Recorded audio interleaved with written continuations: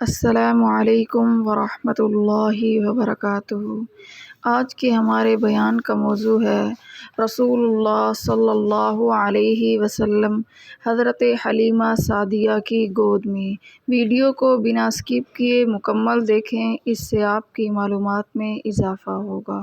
اس سے پہلے آپ ہمارے چینل کو سبسکرائب کریں، بیل آئیکن کو پریس کریں، لائک اور شیئر کریں۔ نحمدہ ونصلی علی رسولہ الکریم، اما بعد فاعوذ باللہ من الشیطان الرجیم، بسم اللہ الرحمن الرحیم۔ اس زمانے میں عرب کا دستور یہ تھا کہ جب ان کے ہاں کوئی بچہ ہوتا تو وہ دیہات سے آنے والی دائیوں کے حوالے کر دیتے تھے تاکہ دیہات میں بچے کی نشو و نما بہتر ہو اور وہ خالص عربی زبان سیکھ سکے۔ دائیوں کا قافلہ مکہ میں داخل ہوا۔ انہوں نے ان گھروں کی تلاش شروع کی جن میں بچے پیدا ہوئے تھے۔ اسی طرح بہت سی دائیاں جناب حضرت عبد المطلب کے گھر بھی آئیں، نبی کریم صلی اللہ علیہ وسلم کو دیکھا، لیکن جب انہیں معلوم ہوا کہ یہ بچہ تو یتیم پیدا ہوا ہے تو اس خیال سے چھوڑ کر آگے بڑھ گئیں کہ یتیم بچے کے گھرانے سے انہیں کیا ملے گا۔ اس طرح دائیاں آتی رہی جاتی رہیں، کسی نے آپ کو دودھ پلانا منظور نہ کیا، اور کرتی بھی کیسے؟ یہ سعادت تو حضرت حلیمہ سعدیہ رضی اللہ تعالی عنہا کے حصے میں آنی تھی۔ جب حضرت حلیمہ مکہ پہنچی تو انہیں معلوم ہوا سب عورتوں کو کوئی نہ کوئی بچہ مل گیا ہے، اور اب صرف وہ بغیر بچے کے رہ گئی ہیں، اور اب کوئی بچہ باقی نہیں بچا۔ ہاں، ایک یتیم بچہ ضرور باقی ہے جسے دوسری عورتیں چھوڑ گئی ہیں۔ حضرت حلیمہ سعدیہ نے اپنے شوہر عبداللہ ابن حارث سے کہا، رب تعالیٰ کی قسم مجھے یہ بات بہت ناگوار گزر رہی ہے کہ میں بچے کے بغیر جاؤں، دوسری سب عورتیں بچے لے کر جائیں، یہ مجھے طعنہ دیں گی، اس لیے کیوں نہ ہم اسی یتیم بچے کو لے لیں۔ عبداللہ بن حارث بولے، کوئی حرج نہیں، ہو سکتا ہے اللہ اسی بچے کے ذریعے ہمیں خیر و برکت عطا فرما دیں۔ چنانچہ حضرت حلیمہ سعدیہ حضرت عبد المطلب کے گھر گئیں۔ جناب حضرت عبد المطلب اور حضرت آمنہ نے انہیں خوش آمدید کہا۔ پھر حضرت آمنہ انہیں بچے کے پاس لے آئیں۔ آپ اس وقت ایک اونی چادر میں لپٹے ہوئے تھے، وہ چادر سفید رنگ کی تھی، آپ کے نیچے ایک سبز رنگ کا ریشمی کپڑا تھا، آپ سیدھے لیٹے ہوئے تھے۔ آپ صلی اللہ علیہ وسلم کی سانس کی آواز کے ساتھ مشک کی سی خوشبو نکل کر پھیل رہی تھی۔ سبحان اللہ! حضرت حلیمہ سعدیہ آپ صلی اللہ علیہ وسلم کے حسن و جمال کو دیکھ کر حیرت زدہ رہ گئی۔ آپ اس وقت سوئے ہوئے تھے، انہوں نے جگانا مناسب نہ سمجھا، لیکن جوں ہی انہوں نے پیار سے اپنا ہاتھ آپ صلی اللہ علیہ وسلم کے سینے پر رکھا، آپ مسکرا دیے اور آنکھیں کھول کر ان کی طرف دیکھنے لگے۔ حضرت حلیمہ سعدیہ فرماتی ہیں، میں نے دیکھا آپ کی آنکھوں سے ایک نور نکلا جو آسمان تک پہنچ گیا۔ میں نے آپ کو گود میں اٹھا کر آپ کی دونوں آنکھوں کے درمیانی جگہ پر پیار کیا، پھر میں نے آپ کی والدہ اور دادا عبد المطلب سے اجازت چاہی، بچے کے لیے قافلے میں آئی، میں نے آپ کو دودھ پلانے کے لیے گود میں لٹایا تو آپ دائیں طرف سے دودھ پینے لگے۔ پہلے میں نے بائیں طرف سے دودھ پلانا چاہا، لیکن آپ صلی اللہ علیہ وسلم نے اس طرف سے دودھ نہ پیا۔ دائیں طرف سے آپ فوراً دودھ پینے لگے۔ بعد میں بھی آپ کی یہی عادت رہی، آپ صرف دائیں طرف سے دودھ پیتے رہے، بائیں طرف سے میرا بچہ دودھ پیتا رہا۔ پھر قافلہ روانہ ہوا۔ حضرت حلیمہ سعدیہ فرماتی ہیں، میں اپنے خچر پر سوار ہوئی، آپ کو ساتھ لے لیا۔ اب جو ہمارا خچر چلا تو اس قدر تیز چلا کہ اس نے پورے قافلے کی سواریوں کو پیچھے چھوڑ دیا۔ پہلے وہ مریل ہونے کی بنا پر سب سے پیچھے رہتا تھا۔ میری خواتین ساتھی حیرانگی سے مخاطب ہوئی، اے حلیمہ، یہ آج کیا ہو رہا ہے؟ تمہارا خچر اس قدر تیز کیسے چل رہا ہے؟ کیا یہ وہی خچر ہے جس پر تم آئی تھی؟ اور جس کے لیے ایک ایک قدم اٹھانا مشکل تھا۔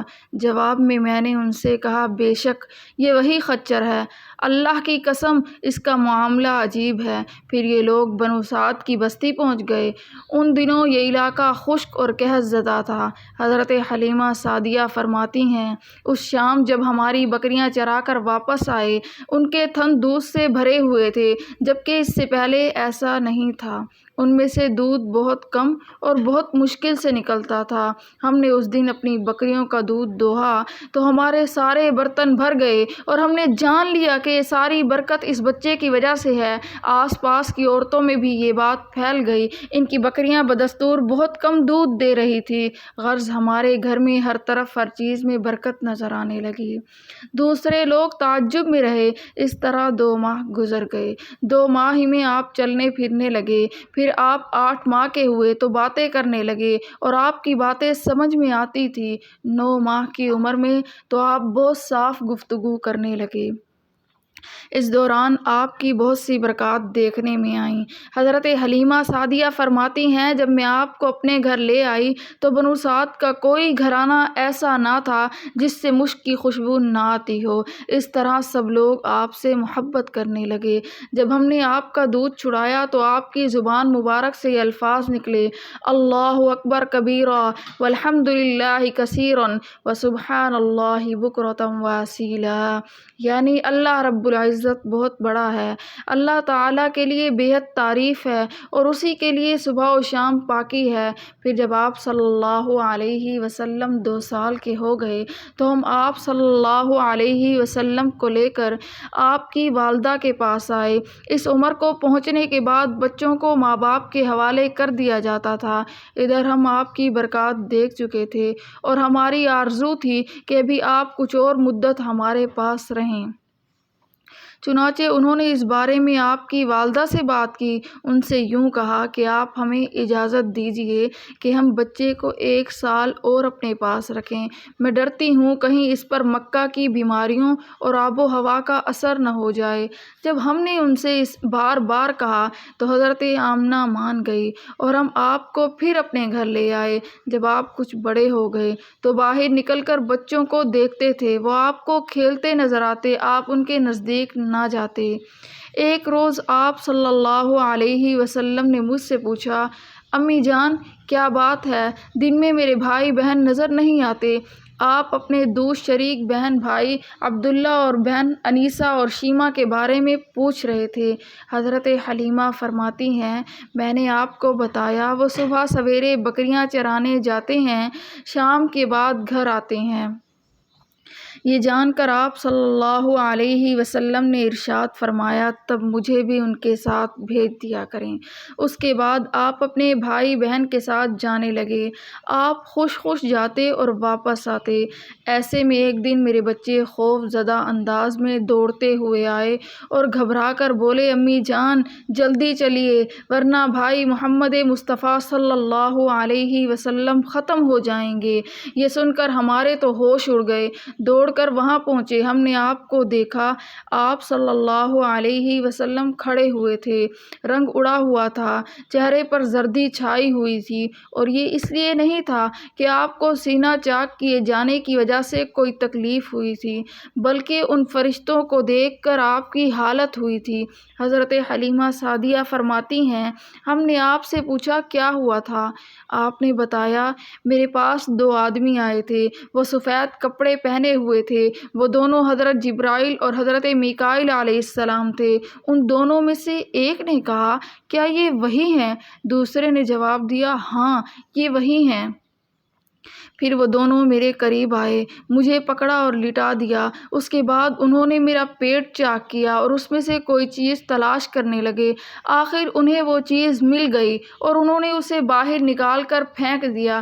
میں نہیں جانتا وہ کیا چیز تھی۔ اس چیز کے بارے میں دوسری روایات میں یہ وضاحت ملتی ہے وہ سیاہ رنگ کا ایک دانہ سا تھا۔ یہ انسان کے جسم میں شیطان کا گھر ہوتا ہے اور شیطان انسان کے بدن میں یہیں سے اثرات ڈالتا ہے۔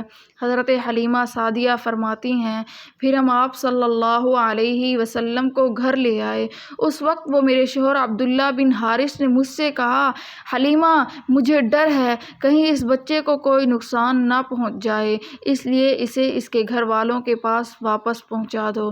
میں نے کہا ٹھیک ہے۔ پھر ہم آپ کو لے کر مکہ کی طرف روانہ ہوئے۔ جب میں مکہ کے بالائی علاقے میں پہنچی تو آپ اچانک غائب ہو گئے۔ میں ہوا سے باخطا ہو گئی۔ سبحان اللہ۔ وآخر دعوانا ان الحمد للہ رب العالمین۔